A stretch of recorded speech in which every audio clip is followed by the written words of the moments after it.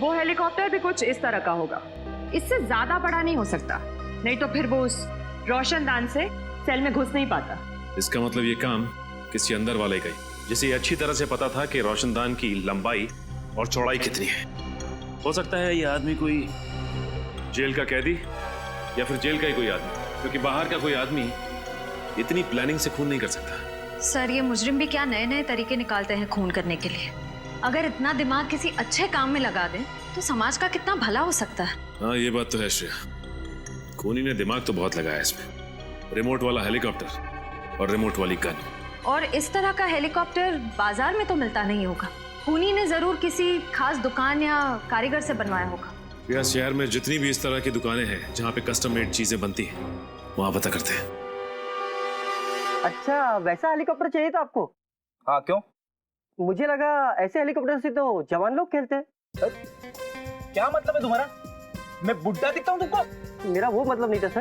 तो फिर क्या मतलब था? मुझे सिर्फ इतना बताओ, तुम्हारे पास इस तरीके का हेलीकॉप्टर है या नहीं? नहीं। अरे तो पहले बताना चाहिए था। इतनी देर से टाइम पास कर रहा था क्या? सुबह से कोई मिला नहीं? Excuse me. हाँ जी। आपकी दुकान में रिमोट कंट्रोल से चलने वाला हेलीकॉप्टर मिलता है?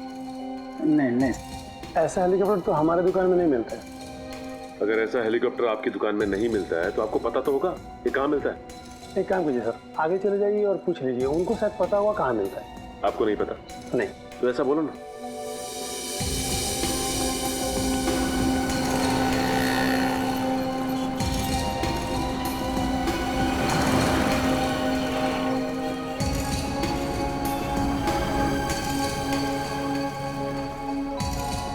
उस तरफ से नहीं मिला? नहीं, उस तरफ भी कुछ नहीं। क्या फ्रेडी, तुम्हारा चेहरा लाल क्यों? कुछ नहीं सर, कुछ भी नहीं मिला। उधर एक दुकान है, चल के पूछना।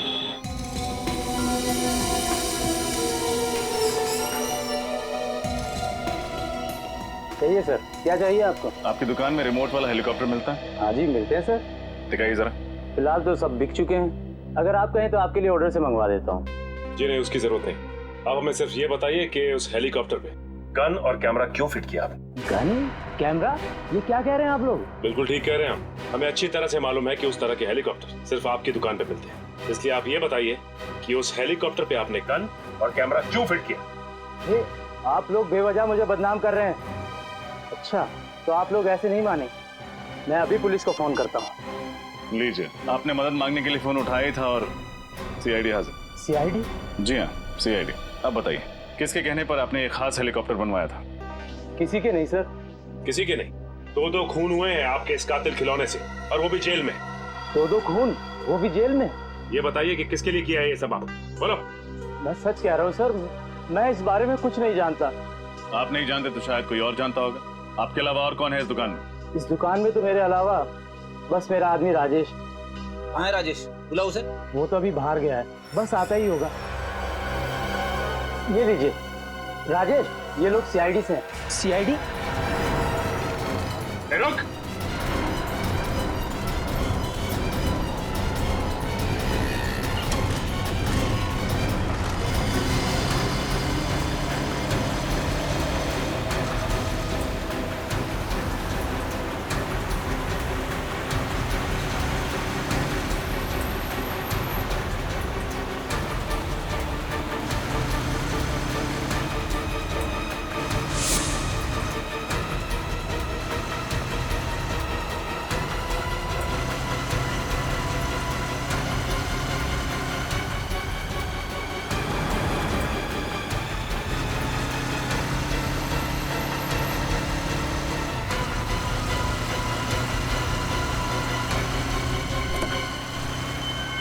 तेरी तो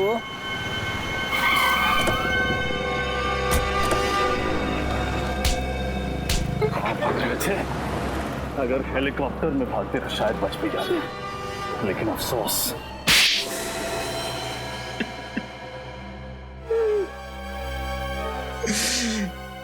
गलती हो गई साहब, मैंने जो कुछ भी किया पैसों के लिए किया। उस आदमी ने मुझे 50,000 रुपए दिए थे हेलीकॉप्टर में गन फिट करने के लिए। पैसों के लालच में तुमने एक खूनी की मदद की। हाँ? गलती हो गई साहब, दोबारा ऐसी गलती कभी नहीं करूं। जेल से निकलोगे तो दोबारा करोगे ना? किसने पैसे दिए थे? पता नहीं, उसका ना तो नंबर याद है, ना एड्रेस, और नहीं नाम। चेहरा याद है उसका? शक्ल थोड़ी थोड़ी याद है उसकी। कम से कम कुछ तो याद आया इसे श्रेया। इससे स्केच बनवा लेते हैं और अपने क्रिमिनल डाटाबेस में चेक करते हैं। हो सकता है ये कोई पुराना अपराधी हो।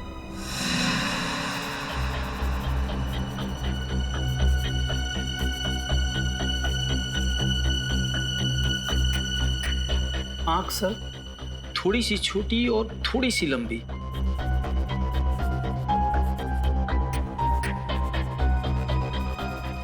ये सही। होठ बिल्कुल सही, ऐसा है। और बाल सर, बाल छोटे छोटे थोड़े से और सुनहले सुनहले कलर का। हाँ सर, स्केच रेडी है।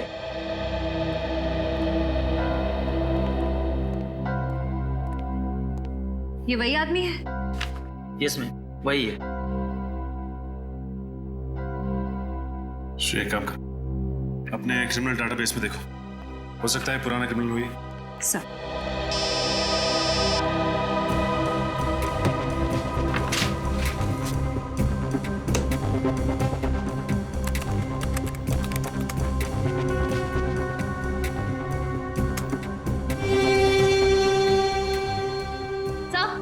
ये जगन नाम का पुराना मुजरिम है सर। ठीक है, मैं बाद में फोन करता हूँ। सर चोरी चकारी के जुर्म में कई बार जेल की चक्की भी पीस चुका है। छोटा मोटा चोरी करने वाला ये खूनी कब से बन गया? सर पिछले 6 महीने से उसी वसंत वज्र जेल में था, जहाँ पर विक्की और चंदन भी थे। इसका मतलब ये तीनों आपस में जरूर मिले होंगे और तीनों का कोई ना कोई कनेक्शन है। ये क्या, हफ्ते भर पहले ये जेल से छूटा है और जेल से छूटते ही सीधा हेलीकॉप्टर बनवाने पहुंच गया। लेकिन सर जेल से छूटने के बाद ये फंक्शन के दौरान जेल के अंदर घुसा कैसे? किसी ने इसे देखा कैसे नहीं? हो सकता है श्रेया कि ये खुद ना गया हो और विक्की और चंदन को मारने में इसकी मदद की हो किसी ने। अपने खबरियों को काम पे लगा दो, पता करो कि ये जगन है कहाँ पे। सर देखो रिंकू, अगर तुम्हारी खबर गलत निकली ना तो सोच। क्या साहब, रिंकू की खबर आज तक गलत निकली है? जो अब निकलेगी, जिस कबूतर की आपको तलाश है उससे यहीं पे घोंसला बना रखा है, यही है उसका घर। ये है जगन का ठिकाना। ठीक है रिंकू, ये रखो तुम अपने पास।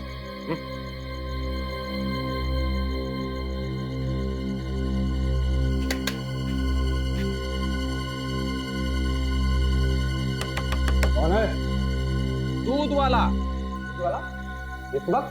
ओए, ये कोई दूध देने का टाइम है क्या? इसका जब मन करता है ना तभी वो दूध देती है।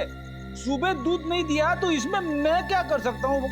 आज तक तो तेरी भैंस सुबह ही दूध देती थी, अबे रात को कब से देने लगी? क्या करें, सीआईडी के आने का कोई वक्त ही नहीं हुआ। सीआईडी? बोल, क्यों मरवाया तूने विक्की और चंदन को? मेरी कोई दुश्मनी नहीं थी विक्की और चंदन के साथ। अगर तेरी कोई दुश्मनी नहीं थी तो उन्हें मरवाया क्यों तू?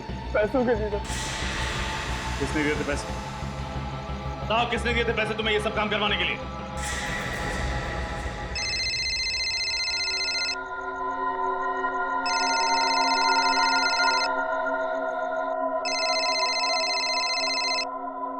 हेलो, मैं जगन बोल रहा हूँ। मैंने तुमसे कहा था ना, तुम मुझे कभी फोन मत करना। देखो, मैं तुमसे मिलना चाहता हूँ। तुम्हारा दिमाग तो खराब नहीं हो गया? देखो, तुम्हें मुझसे मिलना ही पड़ेगा, नहीं तो मैं। नहीं तो क्या धमकी दे रहे हो मुझे? आज रात 9:30 बजे ज्वाला रोड इंतजार करूंगा। अगर नहीं आए तो? नहीं आए तो क्या कर लोगे? हेलो हेलो, नहीं आया तो क्या कर लोगे?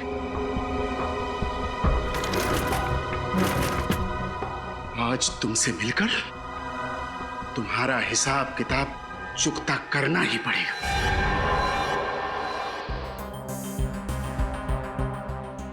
अब तो मैंने आप लोगों का काम कर दिया है, अब मैं जाऊं सर? अरे ऐसे कैसे जाने दे? अभी तक तो तुमने इंसाफ का आटा गूंदा है, प्रायश्चित की रोटी तो पकानी अभी बाकी है। इंसाफ का आटा, प्रायश्चित की रोटी? मैं कुछ समझा नहीं सर। तुमने खूनी को हमारे बनाए हुए जाल में तो बुला लिया, लेकिन तुम्हारा काम अभी खत्म नहीं होता है।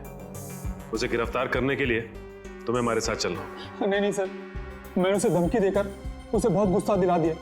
अगर मैं वहां गया ना तो वो मुझे भी मार डालेगा। बड़ा डर लग रहा है तुम्हें मौत से?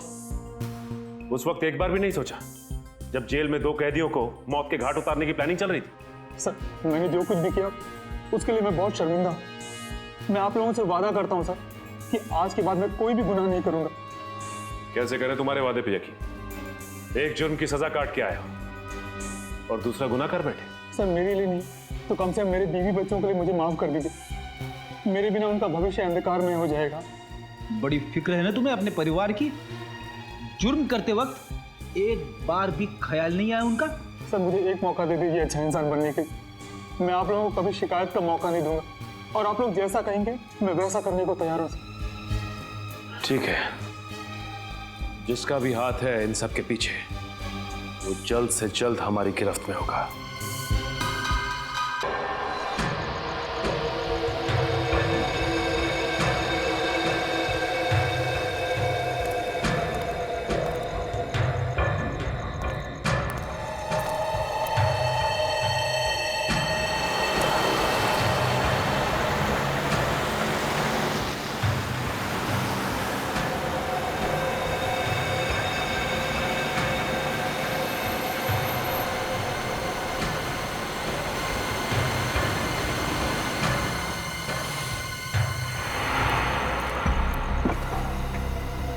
अच्छा हो जो तुम आ गए। मुझे सीआईडी की धमकी देने की तुम्हारी हिम्मत कैसे हुई? देखो, सीआईडी तुम्हारी वजह से मेरे पीछे पड़ी है। अब तुम्हारा फर्ज बनता है कि तुम मुझे सीआईडी से बचाओ।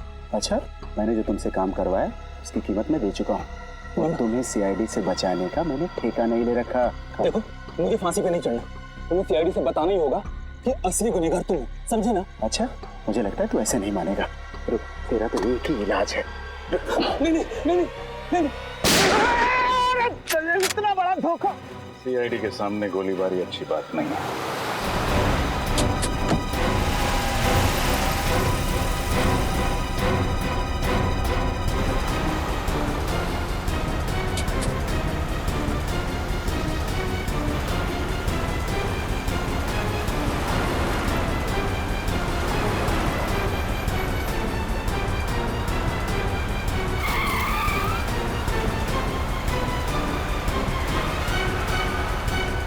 इस तरह से गाड़ी चला रहा है कहीं किसी को नुकसान ना पहुंचा दे।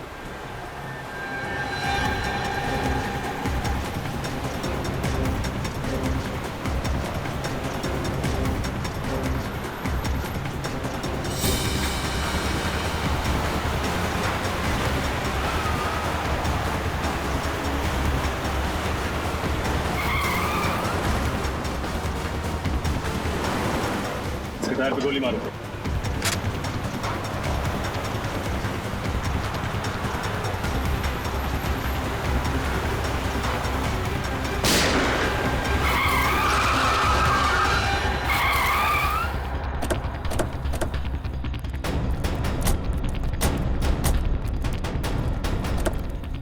विजय बाबू, खेल खत्म तुम्हारा था। जाने दो मुझे।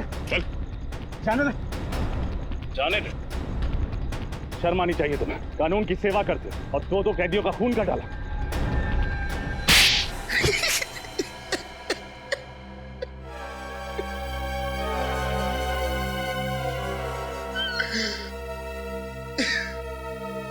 मैंने उन लोगों को मारने का इरादा बहुत पहले ही कर लिया था। इंतजार था तो बस एक सही मौके का, और वो मौका मुझे मिला जेल के उस फंक्शन के दौरान। क्यों? ऐसा क्या किया था उन दोनों ने तुम्हारे साथ जो पुलिस में होते हुए भी तुमने कानून को अपने हाथ में लिया? उन लोगों ने मेरी बहन के घर चोरी तो की ही थी, साथ ही साथ उन्होंने मेरी बहन अर्चना के साथ छेड़छाड़ और जबरदस्ती की थी। क्या? तो तुमने ये बात किसी से कही क्यों नहीं? मैं डरता था कि समाज में बदनामी होगी, मेरी बहन का घर से बाहर निकलना मुश्किल हो जाएगा। बस इसी डर से मैं अपना मुंह बंद करके बैठा था, और विक्की और चंदन इसी डर का फायदा उठाकर मुझे ब्लैकमेल करने लगे थे। नजरें क्यों चुरा रहे हो विजय बाबू? लगता है हमें देखकर विजय बाबू की आंखों में आंसू आ जाते हैं, इसलिए नजरें चुरा लेते हैं। क्यों? पर चंदन, हमें देखकर विजय बाबू को रोना क्यों आता है? क्योंकि शायद इसे अपनी बहन अर्चना की याद आ जाती है। अरे बाप रे चंदन, चंदन इसे गुस्सा आ रहा है, इसे बहुत तेज गुस्सा आ रहा है। चंदन, चंदन मुझे डर लग रहा है। चंदन मेरे हाथ कांप रहा है। ये अगले हफ्ते तक 20,000 रुपए मिल जाने चाहिए हमें, वरना तेरी बहन अर्चना की दुखद कहानी ना बहुत जल्दी पूरे शहर की जुबान पे होगी बेटा, समझा? और आंखें मत घूर न दिखा, चल काम कर अपना यार। ले हंस लो, जितना हंसना है हंस लो। वो पल दूर नहीं जब एक बहन पर हुए अत्याचार का बदला एक भाई अपने हाथों से लेगा। अभी बताइए सर, हर पल अपमान का घूंट पीकर जिंदगी गुजारना आसान नहीं है। माना तुम्हारी बहन के साथ जो हुआ गलत हुआ, पर ये सोचकर चुप बैठ जाना कि बदनामी होगी, ये बहुत ही गलत और पिछड़ी हुई सोच है। और औरतों पे जुर्म बढ़ने का ये भी एक कारण है। औरतें बदनामी के डर से कानून का दरवाजा नहीं खटखटाती, और चंदन और विक्की जैसे लोगों के हौसले और भी बढ़ जाते हैं। आप शायद ठीक कह रहे, पर अपनी बहन को और दर्द में देखने की हिम्मत नहीं थी मुझ में, इसीलिए उन लोगों को सजा देने का जिम्मा मैंने अपने कांधों पर उठाया और जगन की मदद से हेलीकॉप्टर में गन लगवाई, और उस गन की मदद से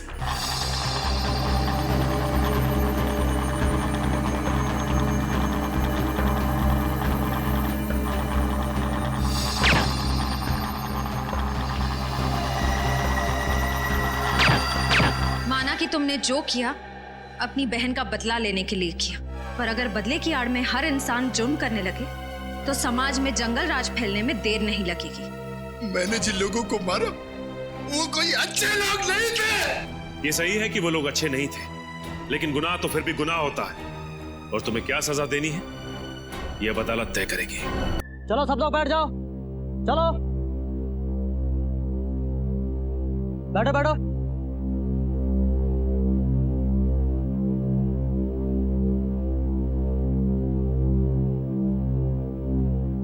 आप सब लोग का स्वागत है, अब कार्यक्रम का आनंद लीजिए।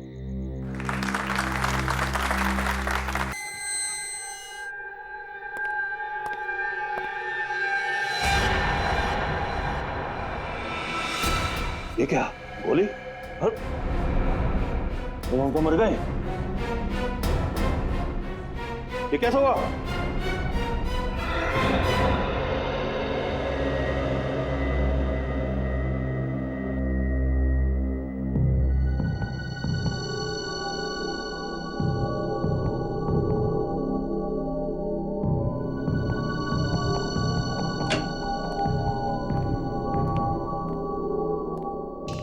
मेरी अनमोल चीज कहाँ चली गई? समझ में नहीं आ रहा।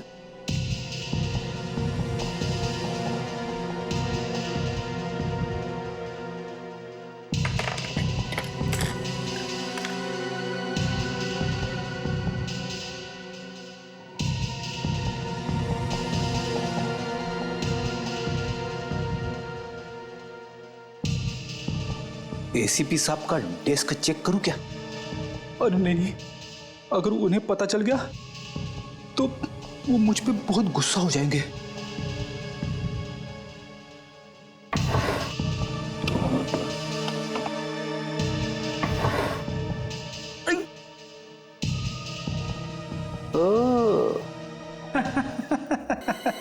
मिल गया मिल गया मिल गया, मेरा अनमोल पेन मिल गया।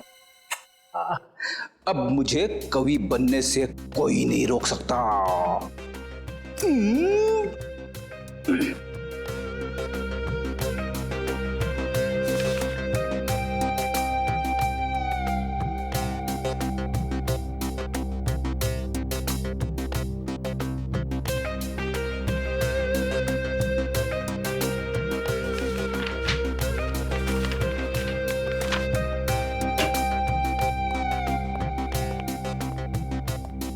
क्या बात है फ्रेडी, अपने आप से क्या बातें कर रहे हो? बात ही कुछ ऐसी है। भाई ऐसी क्या खुशी की बात है, हमें भी तो बताओ। सुनना तो आपको पड़ेगा ही। मैं जानता हूं सर, एक आप ही है जो मेरी कला की कदर करते हैं। तुम्हारी कला की कदर? ये कागज क्यों फैला है यहाँ पे? इन्हें कागज मत कहिए सर, ये एक कवि के दिल के अनमोल रतन है। कवि के दिल के अनमोल रतन? लेकिन ये कवि कहाँ है? यहीं पे है, इसी बीरो में, आपके सामने खड़ा है। तुम कवि भी हो? क्या बात है। मैंने ऐसी ऐसी कविताएं लिखी है सर, जिन्हें सुन के आपका दिल पसीज जाएगा, आपकी आंखों में से आंसू बहने लगेंगे। तो क्या बात है, सुनाओ। सुनाऊं?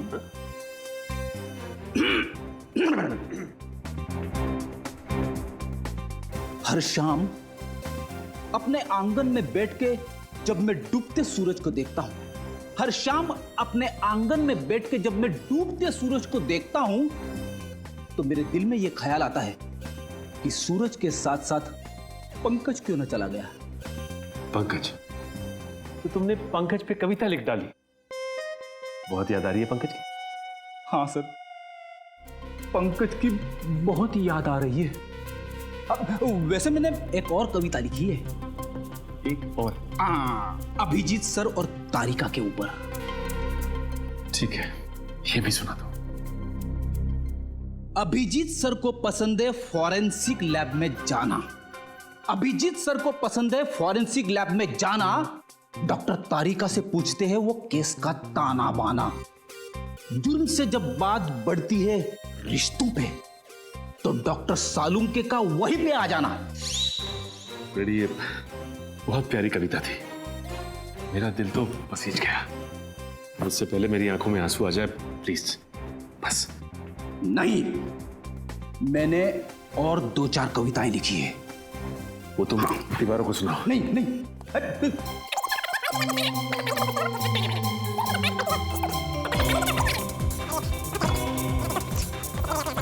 प्लीज फ्रेडी, बस बस प्लीज। थैंक गॉड, सही समय पे फोन आ गया। हेलो? क्या खून? तो खून हो, वो भी जेल में?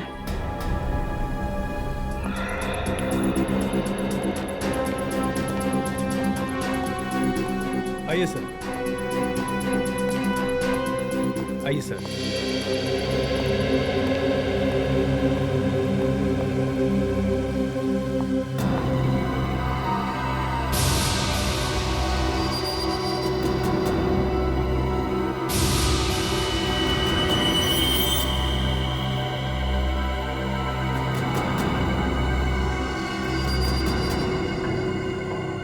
शरीर पे और कहीं भी कोई चोट या जख्म का निशान नहीं है। इसकी मौत गोली लगने की वजह से ही हुई है।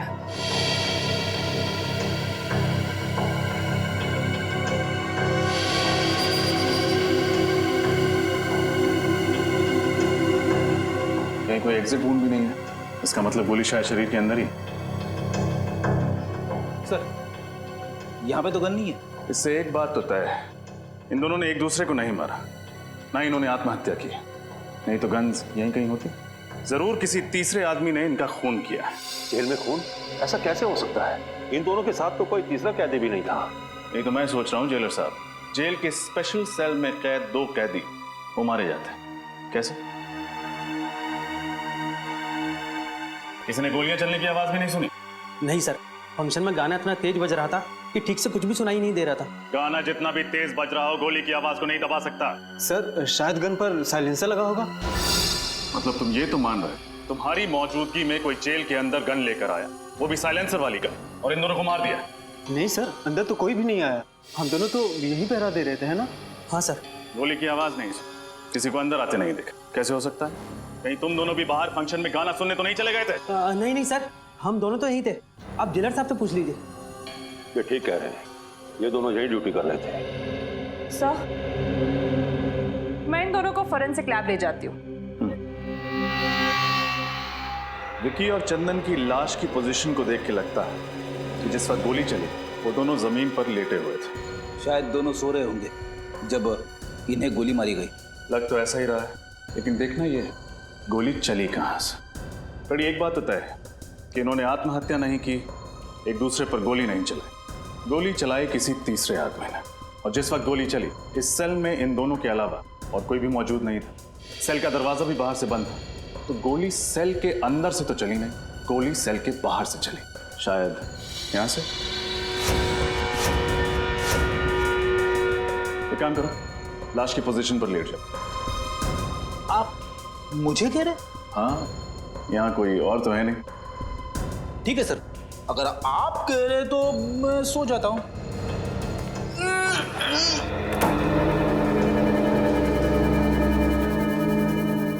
Ready ready? अरे सर, सचमुच गोली मत मार देना। घबराओ मत, बंदूक खाली है। यहाँ से पूरी बंदूक को अंदर घुसाना तो मुश्किल है, बाहर से भी गोली चलाई होगी तो जाके लगेगी सामने वाली दीवार में। इस एंगल से विक्की और चंदन को गोली मारना तो नामुमकिन है। गोली यहाँ से तो नहीं चली होगी। तो फिर गोली कहाँ से चली? हो सकता है वहां से। रोशनदान से?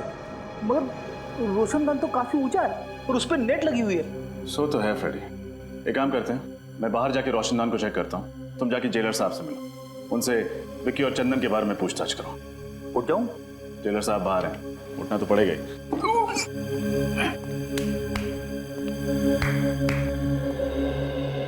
जेलर साहब, ये विक्की और चंदन किस जुर्म की सजा काट रहे थे? ये दोनों बैंकों और अमीर लोगों के घरों में घुसकर चोरियां किया करते थे। ऐसे कैदियों को स्पेशल सेल में नहीं रखा जाता ना? ठीक कहा, ज्यादातर हम लोग ऐसे खूंखार कैदियों को स्पेशल सेल में रखते हैं जिन्होंने खून वगैरह किया। तो फिर आपने उन्हें वहां पे क्यों रखा है? नाक में दम कर दिया था इन्होंने, रोज किसी न किसी के साथ मारा मारी झगड़ा, इसलिए मैंने इन दोनों को दूसरे कैदियों से अलग कर दिया। झगड़ा मारा मारी? फिर तो काफी दुश्मन बना लिए होंगे इन दोनों ने इस जेल में। कोई भी कैदी इन्हें पसंद नहीं करता था। जेलर साहब, खून किसी कैदी ने किया है, लेकिन सर उनके सेल के बाहर हमेशा सिक्योरिटी गार्ड का पहरा रहता था। इतनी सिक्योरिटी होने के बावजूद भी 2 खून हो चुके हैं। एक तो मैं सोच रहा हूँ, जबकि हमारे जेल के अनुशासन और नियम बहुत कड़े हैं, उसके बावजूद 2 कैदियों का कत्ल हो गया। हर आदमी की जांच पड़ताल की जाती है, हर चीज की जांच पड़ताल की जाती है, बावजूद उसके मुझे तो अभी तक यकीन नहीं हो रहा कि हमारे यहाँ ऐसा हो गया। आपको यकीन करना पड़ेगा जेलर साहब, क्योंकि हकीकत यह है कि आपकी निगरानी में 2 खून हो चुके हैं। कैदियों से मिलने कौन कौन विजिटर्स आते थे, उन सब की लिस्ट चाहिए मुझे। ठीक है। ये रोशनदान तो काफी ऊंचाई पर है, यहाँ तक पहुंचने के लिए उन्हीं को या तो एक ऊंचा स्टूल या फिर सीढ़ी की या घोड़ी की जरूरत पड़ी होगी। लेकिन ऐसा कोई भी सामान यहाँ तक लाना या फिर यहाँ से ले जाना बहुत मुश्किल है। एक खूनी ऊपर कैसे चढ़ा, और अगर वो वहां चढ़ भी गया तो गोली कैसे चलाएगा? क्योंकि जाली के साथ कोई छेड़खानी तो की नहीं गई, ना ही जाली में कोई छेद है। सर, मैंने जेलर साहब से कह के सारे विजिटर्स की लिस्ट मंगवा ली है जो कैदियों से मिलने आते थे। Very good. हाँ डॉक्टर तारिका।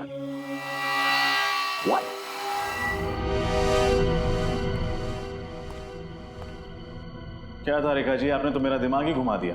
मैं क्या कर सकती हूँ रजत, मैं वही कह रही हूँ जो सबूत मुझे बता रहे। ये दोनों कैदियों पर 2 अलग अलग एंगल से ही गोलियां चली है। लेकिन अलग अलग एंगल से कैसे? विक्की पर जो गोली चली है वो करीबन 60 डिग्री एंगल से चली है। 60 डिग्री? मतलब गोली यहां से चली? हाँ, और चंदन पर जो गोली चली है वो करीब 20 डिग्री एंगल से चली। 20 डिग्री? मतलब यहां से? हाँ। तो क्या खूनी ने घुटने पे बैठकर गोली चलाई थी? अब एंगल तो यही दिखा रहा है।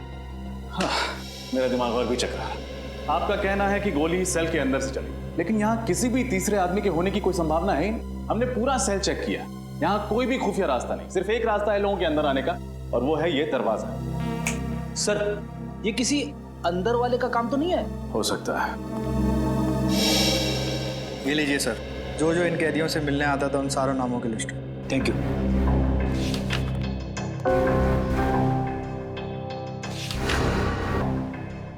ये देखिए सर, जसलोक नाम का एक आदमी है जो पिछले 1 महीने से 2 कैदियों से मिलने हर रोज जेल में आ रहा है।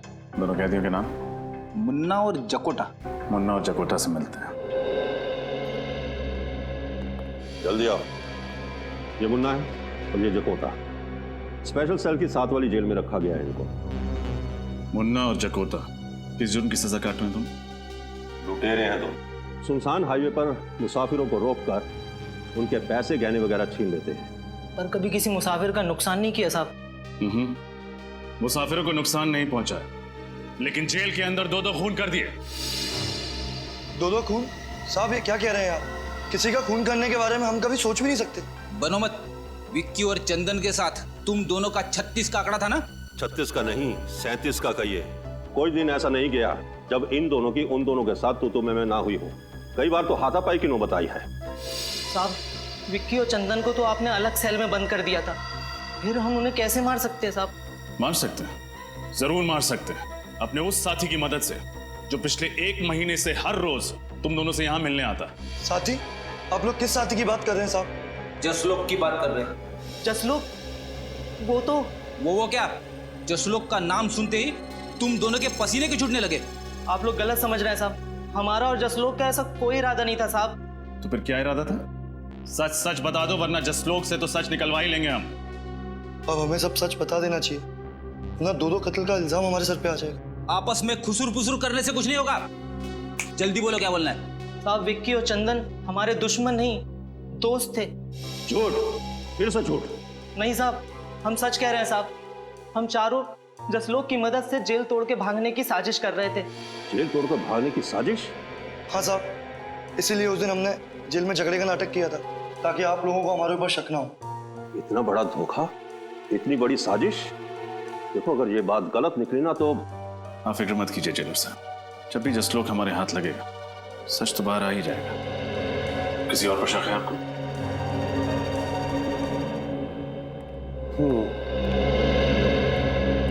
ये अजय और वो सत्तू, इन दोनों की भी बहुत बहसबाजी हुआ करती थी विक्की और चंदन के साथ। बहस तो होगी ना साहब, वो दोनों हर वक्त झगड़ा करने का बहाना ढूंढते रहते थे। हाँ हाँ साहब, बिना झगड़ा करे उनका तो खाना ही हजम नहीं होता था।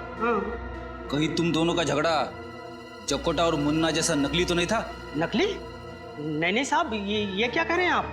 लो, तुमने अपने ही मुंह से कह दिया कि झगड़ा असली था। इसका मतलब तुम लोगों के पास ठोस वजह थी उन दोनों की जान लेने की। नहीं नहीं साहब, हम खूनी नहीं हैं, हम तो मामूली चोर उचक्के हैं, और हम खून क्यों करेंगे उनका? हाँ साहब, वैसे भी जेलर साहब ने उन दोनों को जब से स्पेशल सेल में डाला है, तब से हम दोनों का वहाँ आसपास भटकना भी मुश्किल हो गया था। जेलर साहब, ऐसे कौन कौन से लोग हैं जो स्पेशल सेल में जा सकते हैं? सबसे ज्यादा तो इस मनोहर का जाना आना होता था उस सेल में। यही उस सेल की साफ सफाई किया करता था।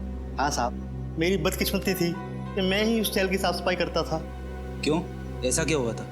हाँ साहब, बेवजह झगड़ा करते थे, धक्का मारते थे, कई बार तो उन्होंने थप्पड़ भी मारे थे। अरे, वो दोनों तुम्हें मारा पीटा करते थे, ये बात तुमने मुझे पहले क्यों नहीं बताई? साहब, उन्होंने मुझे धमकी दी, अगर मैंने किसी से शिकायत की तो मुझे और मारेंगे। मनोहर, कहीं ऐसा तो नहीं कि वो दोनों तुम्हें बहुत तंग करते थे, इसलिए तुम्ही ने उन दोनों का? साहब, मैं तो उनके पास जाने से भी डरता था।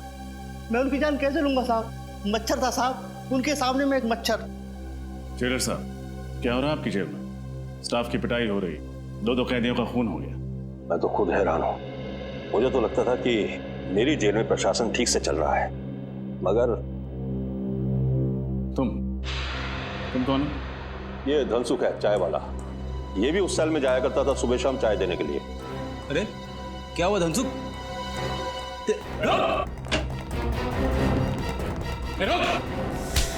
मुझे छोड़ दीजिए साहब, मुझे छोड़ दीजिए। क्यों छोड़ दे? मैंने कुछ नहीं किया। कुछ किया नहीं तो बात क्यों रहा था? मैं डर गया था साहब। बेगुनाह लोग डरते नहीं है, समझे? क्या तुम्हारा भी कोई झगड़ा हुआ था उनके साथ? नहीं साहब, मुझसे तो दोनों प्यार से बातें करते थे। आखिरी बार चाय कब देने गए थे उन्हें? यही कोई 7:30-8 बजे के करीब। यानी फंक्शन शुरू होने से पहले? हाँ साहब, पर मैं अंदर नहीं गया। क्यों? अंदर क्यों नहीं गए? साहब, मेरी चाय खत्म हो गई थी, इसलिए मैं बाहर से ही वापस आ गया। लेकिन सेल के पास तो गए थे ना, कुछ तो देखा होगा तुमने। क्या उस वक्त दोनों ठीक थे? हाँ साहब, दोनों अच्छे भले थे, आपस में बातें भी कर रहे थे। बातें कर रहे थे? क्या बातें कर रहे थे? कुछ सुना था तुमने? हाँ साहब, याद आया। क्या है? क्या बात है? अरे भाई, ये क्या मुसीबत है? मच्छरों ने काट काट कर बेहाल कर दिया है, जीना आराम हो गया है। हाँ? अरे मच्छर काट रहे हैं तो मच्छरदानी मंगवाऊं? जाओ और चुपचाप सो जाओ। अरे यहाँ बैठना मुश्किल हो रहा है और सोने की बात कर रहे हो? पता नहीं ऊपर से ये रोशनदान की जाली किसने निकाल दी है। अब तो मच्छरों की ऐसा है यहाँ पे। तुम लोगों का ना रोज रोज का नाटक हो गया है। कभी मारपीट करते हो, कभी गुंडागर्दी करते हो, तो कभी मच्छर का बहाना करते हो।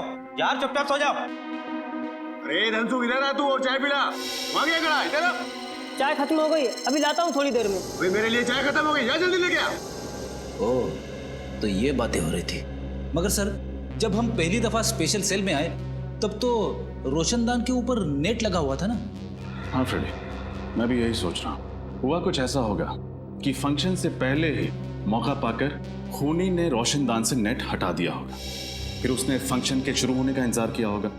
जैसे ही फंक्शन शुरू हुआ, सब लोग बाहर चले गए और खूनी ने विक्की और चंदन को गोली से मार दिया। फिर वापस भागने से पहले उसने रोशनदान पर नेट वापस लगा दिया।